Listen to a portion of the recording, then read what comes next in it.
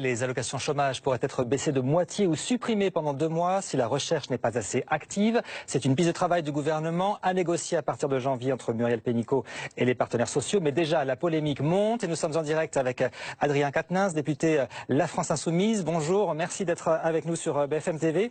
Alors, Emmanuel Macron assume ce soir. Il dit que mettre des règles ne veut pas dire que l'on met une suspicion derrière chacun. Il ne veut pas parler de chômeurs fraudeurs.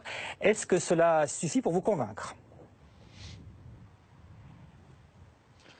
Assurément non. En tout cas, ce qui est convaincant ce soir, c'est la profonde continuité qu'il y a entre Emmanuel Macron et ses prédécesseurs. Car loin d'apporter la révolution qu'il promettait, il continue les mêmes éléments de langage qu'avaient avant lui M. Hollande et avant lui M. Sarkozy. C'est la feuille de route du MEDEF. Depuis plus de 20 ans, on nous la chante.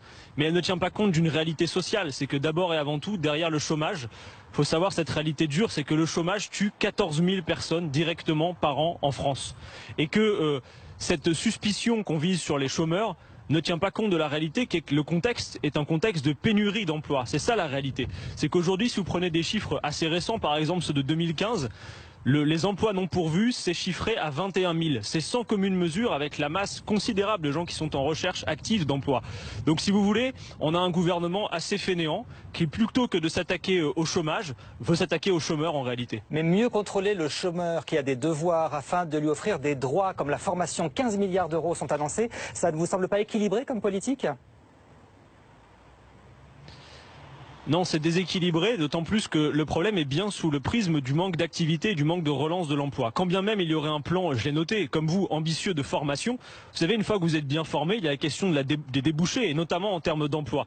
Et aujourd'hui, le principal problème que nous avons, c'est que le contexte est un contexte de pénurie. Par conséquent, il y a quelque chose d'assez absurde à vouloir que les gens soient en recherche frénétique et hyperactive d'emploi dans un contexte que l'on sait être un contexte de pénurie. On peut prendre au sérieux les chiffres de Pôle emploi. Plus de 98% des offres d'emploi trouvent preneur. Donc le problème, ce n'est pas un manque de flexibilité, ni même un problème de chômage volontaire, c'est une vieille lune qu'on nous sert depuis bien longtemps, c'est un problème d'abord et avant tout de relance de l'activité. Et si vous voulez des propositions en matière d'emploi pour relancer l'activité, il y en a plein. Vous savez, par exemple, ce gouvernement vient de pérenniser le CICE, le fameux crédit d'impôt compétitivité emploi, qui était censé, sans contrepartie, moyennant le fait d'avoir des avantages fiscaux, permettre derrière de relancer l'activité et relancer l'emploi. Si on regarde les statistiques aujourd'hui, le CICE a permis de créer ou maintenir entre 10 000 et 200 000 emplois. Ça fait à peu près 335 000 euros par emploi créé ou maintenu. Il y a une solution toute simple, souvenez-vous-en. Au début des années 2000, nous avons baissé la durée du temps de travail en passant à 35 heures. Nous avons alors créé 350 000 emplois et ces emplois coûtaient alors 8 fois moins cher que les emplois créés ou maintenus par le CICE. Vous voyez bien qu'il y a un 2 poids 2 mesures. La réalité, c'est qu'Emmanuel Macron cherche à faire quoi? À faire une démonstration statistique que le chômage diminue. Mais derrière les statistiques, si on raye des gens des chiffres du chômage, la réalité sociale n'en demeure pas moins difficile. Emmanuel Macron est en train d'essayer d'organiser, comme ses prédécesseurs avant lui, le fait que sa politique libérale, permet de diminuer le chômage. La réalité sociale, c'est que ça n'est pas le cas. De la même manière que Mme Pénicaud a dit au lendemain de la ratification des ordonnances qu'elle ne créerait pas de l'emploi mécaniquement, et pour cause, il y a toute autre chose à faire si on veut relancer l'activité, et c'est bien le principal problème, pas celui de fliquer les chômeurs. Un de vos confrères m'a interrogé là-dessus. Sur le contrôle des chômeurs, il y a ce projet de rapport d'activité mensuel. Il y a un projet de rapport d'activité mensuel que le chômeur devrait remplir tous les mois. Est-ce que ça peut pas être quand même une colonne vertébrale dans la recherche d'emploi? Ça peut aussi orienter les conseillers Pôle emploi pour savoir ce qu'il faut creuser davantage.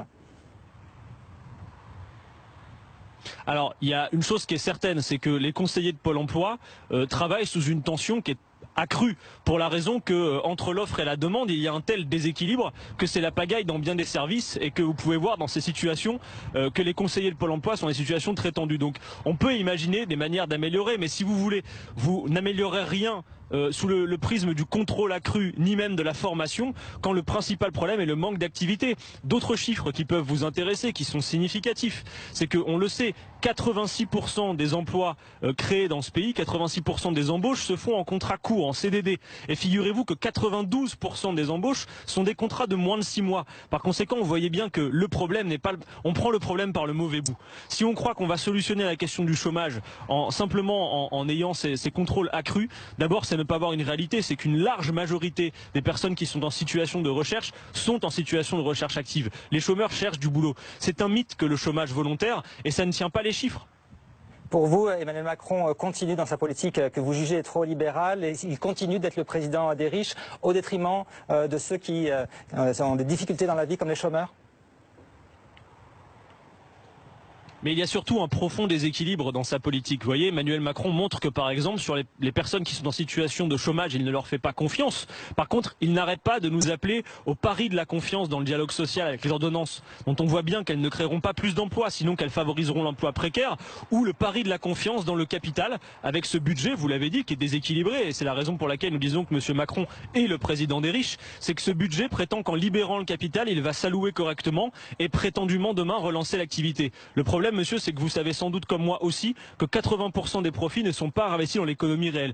Donc il y a sans cesse ce deux poids deux mesures et la politique du coup de menton ne solutionnera pas les grands problèmes économiques que nous avons. Et la réalité, je vous le disais, elle est dure pour les chômeurs en priorité. Et notez bien ce chiffre quand même, 14 000 personnes meurent du chômage. Derrière, ce sont des familles qui se délitent, ce sont des enfants en situation d'échec scolaire, c'est des inégalités qui se reproduisent. Voilà la réalité du chômage d'abord et avant tout. Et c'est la raison pour laquelle, plus que d'attaquer et de contrôler les chômeurs, il faut contrôler la création d'emplois, le fait que l'argent et les investissements s'allouent bien dans l'économie réelle et qu'on crée de l'activité. Or, ce n'est pas ce que fait M. Macron, effectivement. Merci beaucoup Adrien Quatennens, député La France Insoumise. Merci d'avoir répondu en direct à nos questions sur BFM TV.